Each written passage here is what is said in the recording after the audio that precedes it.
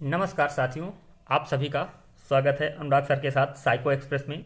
ठीक है, तो जैसा कि साइको में अधिकतर क्वेश्चन आपके क्या थे, रिपीटेड थे। मैं बार बार आप लोगों से कह रहा था कि प्रीवियस ईयर के क्वेश्चन पेपर को एक बार ज़रूर हल कर लीजिए।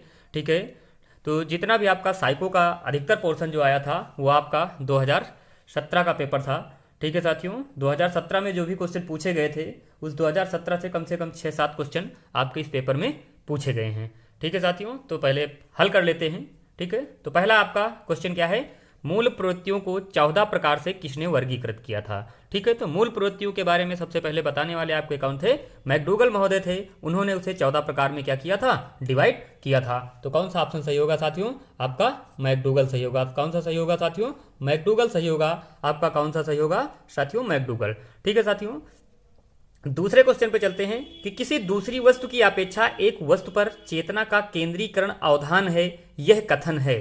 ठीक है साथियों, यह कथन है किन महोदय का है, तो ये कथन किसने दिया था आपका, तो बताइएगा किसने दिया था। तो ये कथन आपका किसका है, डंबिल महोदय का है। डंबिल महोदय ने कहा था कि आपका क्या है, किसी दूसरी वस्तु की अपेक्षा एक वस्तु पर चेतना का केंद्रीकरण करना क्या है, अवधान है। तो ठीक है साथियों, तो इसमें आपका क्या सही होगा, इसमें आपका क्या सही होगा, डंबिल सही होगा। साथियों क्या सही होगा, इसमें आपका क्या होगा, डंबिल महोदय सही होगा। ठीक है साथियों, क्या सही होगा, डंबिल महोदय सही होगा। कौन सा सही होगा साथियों, डंबिल सही होगा। ठीक है साथियों, उसके बाद चलते हैं तीसरे क्वेश्चन पे। तो तीसरा क्वेश्चन क्या कहता है, निम्न में से किसका नाम सुजन शास्त्र के नाम से जुड़ा हुआ है। तो सुजन शास्त्र के बारे में यानी हेरिडिटी जीनियस पुस्तक जिसने लिखी थी वही आपका क्या है, सुजन शास्त्री है। तो हेरिडिटी जीनियस पुस्तक लिखने वाले आपके कौन थे, गाल्टन महोदय थे। तो गाल्टन महोदय को ही क्या कहा जाता है, सुजन शास्त्र का जन्मदाता माना जाता है। तो इसका ऑप्शन आपका क्या होगा, ए ऑप्शन होगा। ठीक है साथियों, उसके बाद आपका आता है क्या, क्वेश्चन नंबर 4।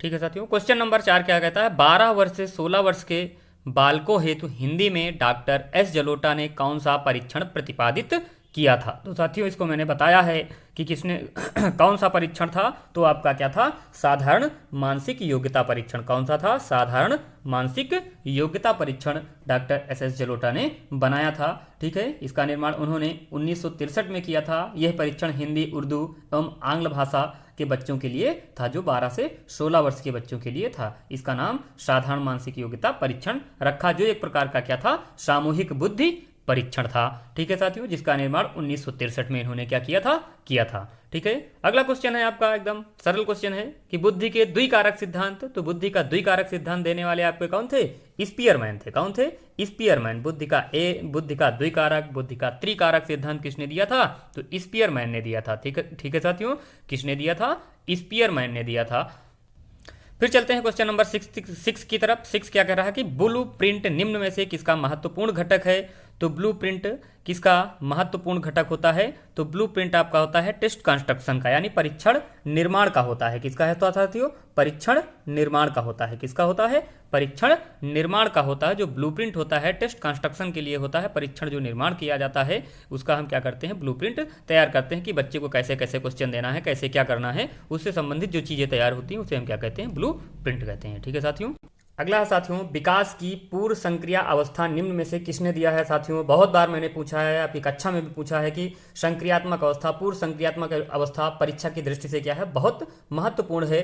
तो पूर्व संक्रियात्मक अवस्था के बारे में बताने वाले आपके कौन थे, जीन पियाजे महोदय थे। कौन थे साथियों, जीन पियाजे महोदय थे। उसके बाद 8वां क्वेश्चन आपका आता है, MMPI परीक्षण का उपयोग निम्न में से किसके मापन में किया जाता है। तो MMPI का मापन किसके लिए किया जाता है, तो व्यक्तित्व परीक्षण के लिए किया जाता है। किसके लिए, पर्सनालिटी के लिए किया जाता है। किसके लिए किया जाता है साथियों, पर्सनालिटी के लिए किया जाता है। MMPI मल्टीफेजिक मैनेसोटा, ठीक है, ये प्रयोग किया जाता है किसके लिए, आपका व्यक्तित्व मापन के लिए। ठीक है साथियों, उसके बाद अधिगम हेतु निम्न में से क्या सर्वाधिक आवश्यक है। तो अधिगम हेतु सर्वाधिक आवश्यक क्या है, अभिप्रेरणा है साथियों। क्या है, मोटिवेशन है। अभिप्रेरणा को क्या किया जाता है, अधिगम हेतु सर्वाधिक माना जाता है। बालक चाहे परिपक्व हो, चाहे जितनी रुचि ले, लेकिन जब तक वो मोटिवेट नहीं होगा तब तक क्या होगा, अधिगम नहीं करेगा। ठीक है साथियों, तो अब इसमें थोड़ा सा कंफ्यूजन है, हो सकता है आपका परिपक्वता मान ले आयोग या फिर आपका अभिप्रेरणा, लेकिन बुकों में जो दे रखा है वो मोटिवेशन को ही दे रखा है। ठीक है साथियों, अगला क्वेश्चन है, शैशव काल का समय होता है। ठीक है साथियों, शैशव काल का समय क्या होता है, जन्म से 2 वर्ष तक और जन्म से 6 वर्ष तक। अब दो यहाँ पे फंसाने वाले हैं, लेकिन हमारा आयोग ये क्या करता है, आपका सामान्य वर्गीकरण मानता है। अर्नेस्ट क्रिस्ट ने जो सामान्य वर्गीकरण माना था, तो सामान्य वर्गीकरण जन्म से 6 वर्ष तक माना था। अर्नेस्ट क्रिस्ट ने बताया था सामान्य वर्गीकरण में क्या होता है, बालक का जो जन्म यानी शैशव काल का समय होता है वो क्या होता है, जन्म से 6 वर्ष तक बालक को हम शैशव काल मानते हैं। ठीक है, अगर ये सीटेट में बनता है तो जन्म से 2 वर्ष तक बनता है। ठीक है, तो ये क्वेश्चन भी आपका क्या है, संशय भरा है, आयोग कुछ भी मान सकता है। ठीक है साथियों, वो 27 तारीख को क्लियर हो जाएगा। अब चलते हैं अगला क्वेश्चन नंबर 11 पर कि कोहलर निम्न में से किससे संबंधित है। तो कोहलर किसके लिए था, विकास के लिए था या नहीं, अभिप्रेरणा के लिए था नहीं, किसके लिए था, अधिगम के लिए था। किसके लिए था साथियों, अधिगम के लिए। कोहलर किससे संबंधित था, अधिगम के लिए। ठीक है साथियों, फिर चलते हैं अगले क्वेश्चन पर। मैकडूगल के अनुसार मूल प्रवृत्तियों की संख्या कितनी है। तो मैकडूगल ने 14 मूल प्रवृत्तियां बताई हैं। कितनी मूल प्रवृत्तियां बताई हैं, 14 मूल प्रवृत्तियां बताई हैं मैकडूगल ने। मैंने लिखाया भी है 14 मूल प्रवृत्तियां कौन कौन सी मूल प्रवृत्तियां हैं, जिससे कौन सा संवेग निकलता है। तो मैकडूगल ने महोदय ने कितनी मूल प्रवृत्तियां बताई हैं, 14 मूल प्रवृत्तियां बताई हैं। ठीक है साथियों, कितनी मूल प्रवृत्तियां, 14 मूल प्रवृत्तियां। उसके बाद आपका आता क्वेश्चन नंबर 13। तो मानसिक उद्देलन प्रतिमान का प्रयोग निम्न में से किसके शिक्षण हेतु किया जाता है। तो मानसिक उद्देलन के लिए आपका किसके लिए प्रयोग किया जाता है, सृजनात्मकता के लिए किया जाता है। 2017 में पूछा गया है और आयोग ने सृजनात्मकता को ही माना है। ठीक है साथियों, कुछ लोगों ने समस्या समाधान को मान रखा है, कुछ लोगों ने सृजनात्मकता को, लेकिन 2017 की जो आंसर शीट है उसमें सृजनात्मकता को ही क्या किया है, मान रखा है। ठीक है साथियों, क्वेश्चन नंबर 14 है कि निम्न में से किसके प्रयोग में कुत्ता एक विषयी था। तो कुत्ते के ऊपर, डॉग के ऊपर एक्सपेरिमेंट करने वाले आपके कौन थे, पावलोव महोदय थे। ठीक है साथियों, कौन थे, पावलोव महोदय थे। ठीक है साथियों, उसके बाद क्वेश्चन नंबर 15 कि मौलिकता, नमनीयता, धारा प्रवाहिता निम्न में से किसके घटक हैं। ठीक है, तो बाकर मेहंदी महोदय ने ये घटक बताए थे, किसके लिए थे, आपके सृजनात्मकता के घटक थे। किसके थे साथियों, सृजनात्मकता के घटक थे। उसके बाद अगला क्वेश्चन है आप साथियों कि किसने पाठ्य योजना की पंचपदी प्रणाली प्रतिपादित की थी। तो किसने की थी साथियों, हर्बर्ट ने की थी। किसने की थी साथियों, हर्बर्ट ने पंचपदी प्रणाली का क्या किया था, निर्माण किया था। उसके बाद साथियों आपका आता है निम्नलिखित में ग्रंथियों के आधार पर व्यक्तित्व को विभिन्न प्रकारों की चर्चा किसने की है।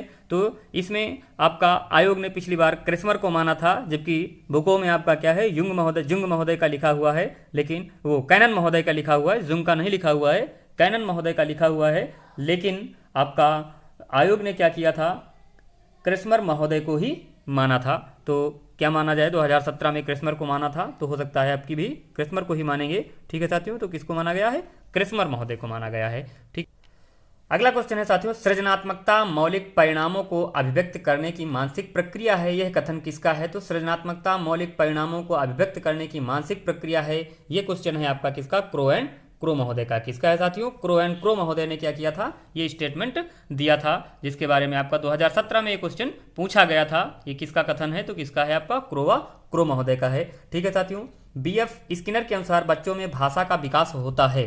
बीएफ स्किनर के अनुसार बच्चों में भाषा का विकास होता है, किसके आधार पे होता है, आपका अनुकरण एवं प्रबलन के आधार पे होता है। किसके आधार पे होता है, अनुकरण एवं प्रबलन यानी पुनर्बलन के द्वारा होता है। बालक जब अनुकरण करता है किसी चीज का, तितराता है, तब आप क्या करते हैं, उसको पुनर्बलन। ठीक, अच्छा, बहुत अच्छा बोल रहे हैं। ठीक है, तो क्या करता है, उस चीज को सीख जाता है। तो बीएफ स्किनर ने अनुकरण एवं प्रबलन को भाषा का विकास माना था। ठीक है साथियों, क्वेश्चन नंबर 21 युयुत्सा है। युयुत्सा आपका क्या है, मूल प्रवृत्ति है। ठीक है, यानी युयुत्सा आपका क्या है, मूल प्रवृत्ति है। ठीक है साथियों, युयुत्सा आपका क्या है, मूल प्रवृत्ति है।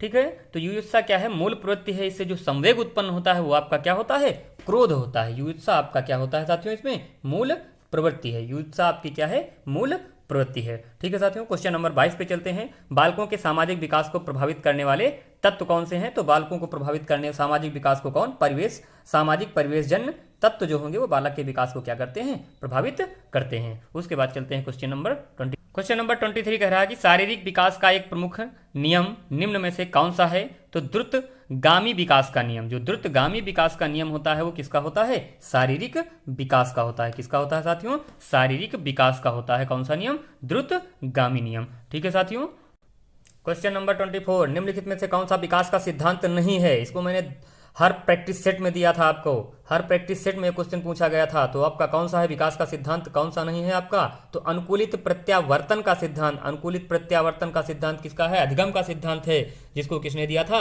पावलोव ने दिया था। ठीक है साथियों, नहीं पूछा गया है तो नहीं आपका क्या होगा, अनुकूलित प्रत्यावर्तन का सिद्धांत। ठीक है साथियों, उसके बाद अगला क्वेश्चन है आपका कि विकास के परिणाम स्वरूप नवीन विशेषताएं और नवीन योग्यताएं प्रकट होती हैं, कथन किसका है, तो कथन किसका है, हरलाक महोदया का है। मैंने हर बार पूछा है, हर क्लास में पूछा गया था और हर प्रैक्टिस सेट में मैंने इसको शामिल किया है कि विकास के परिणाम स्वरूप नवीन विशेषताएं और नवीन योग्यताएं प्रकट होती हैं, कथन किसका है, हरलाक महोदय का है। ठीक है साथियों, उसके बाद क्वेश्चन नंबर 26 क्या कह रहा है कि पूर्व अनुभव के आधार पर संवेदना को अर्थ प्रदान करना कहलाता है। पूर्व अनुभव के आधार पर संवेदना यानी आपका सेंसरी ऑर्गन, ठीक है, संवेदना के बारे में बात करने वाला कौन था आपका, कोहलर महोदय था। तो इसमें क्या होगा आपका, प्रत्यक्षीकरण होगा। क्या होगा साथियों, प्रत्यक्षीकरण होगा। क्या होगा साथियों, प्रत्यक्षीकरण होगा।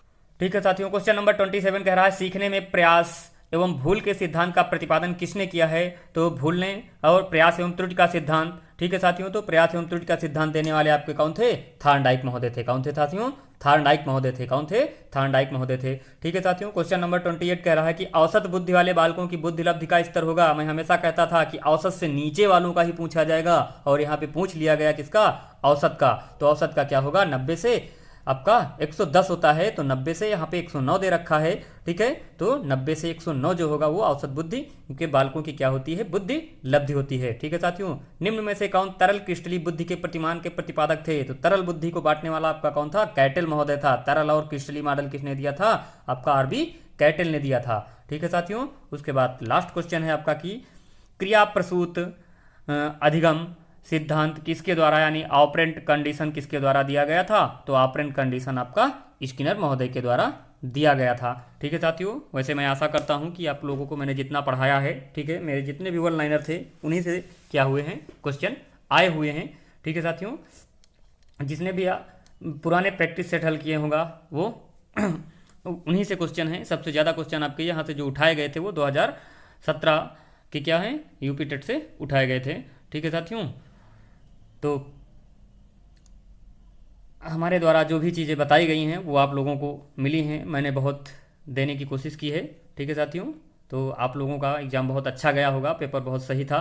ठीक है, तब तक के लिए साथियों धन्यवाद। जय हिंद, जय भारत। चैनल को लाइक और सब्सक्राइब करते रहिए। ठीक है, इसी तरह का प्रयास रहेगा तो हम सुपर टेट में भी क्या करेंगे, साइको का पोर्शन संभालने की पूरी कोशिश करेंगे। ठीक है साथियों, जय हिंद, जय भारत।